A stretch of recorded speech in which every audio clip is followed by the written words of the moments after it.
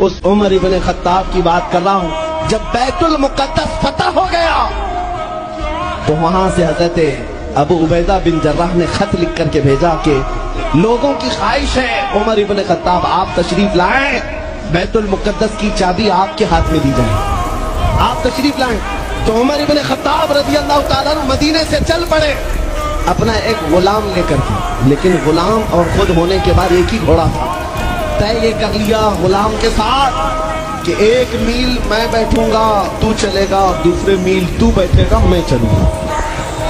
ये शान उमर इब्न खत्ताब रज़ी अल्लाह ताला अन्हु, मैं क्यों कह रहा हूं अभी बताता हूं। और इस तरह से सफर करता रहा, 1 मील खुद बैठते 1 मील गुलाम बैठता था, क्योंकि उनके अदल के सामने किसी की नहीं चलती।